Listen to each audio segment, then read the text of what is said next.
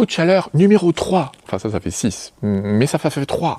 Les symptômes qui sont peut-être ceux d'un coup de chaleur. S'il respire très vite, s'il halète de façon excessive, si tu le vois saliver ou carrément baver, s'il te semble agité, que tu as l'impression qu'il n'arrive pas en fait à s'arrêter, à s'asseoir, qu'il est tout le temps en mouvement, si tu regardes par exemple à l'intérieur de ces muqueuses, les gencives, si ce n'est pas rose, mais que ça te paraît voire carrément foncé, rouge brique, voire parfois bleu, tout ça, ça signe justement le fait que sa respiration est très superficielle et qu'il n'arrive pas à respirer de façon ample et efficace.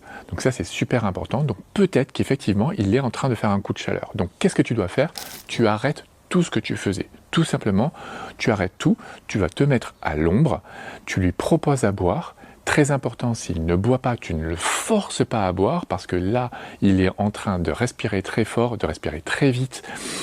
Et du coup, si toi tu lui donnes de l'eau, il pourrait faire une erreur de lieu, avaler de travers, et ça ne va absolument pas l'aider. Si tu peux, que tu es chez toi, tu le colles devant un ventilateur, ça va augmenter la déperdition de chaleur.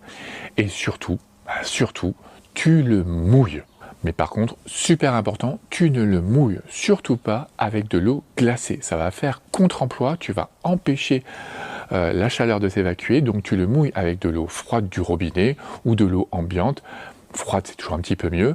Et où est-ce que tu vas le mouiller? Il y a des endroits, des zones qui sont bien plus intéressantes. Tu vas le mouiller au niveau du cou ou entre les jambes, même carrément l'abdomen, mais entre les jambes c'est super bien. Pourquoi? Parce que là il y a des vaisseaux, des très gros vaisseaux qui vont passer. Ici il y a les jugulaires et au niveau des jambes il y a les artères et veines fémorales. Et donc tout ça sont des gros vaisseaux qui vont participer à la circulation générale et qui vont rapidement en fait diffuser cette baisse de température. Donc ça sera super efficace.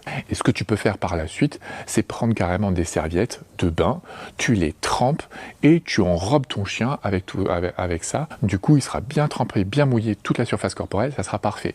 Et là, seulement là, tu pars chez ton veto, tu appelles ton veto, tu leur dis que tu arrives, c'est toujours bien de nous prévenir, comme ça on sait ce qui se passe et on peut justement tout anticiper, tout préparer, ça sera très bien. Et tu roules avec les fenêtres ouvertes, là aussi ça va permettre l'évacuation de la chaleur.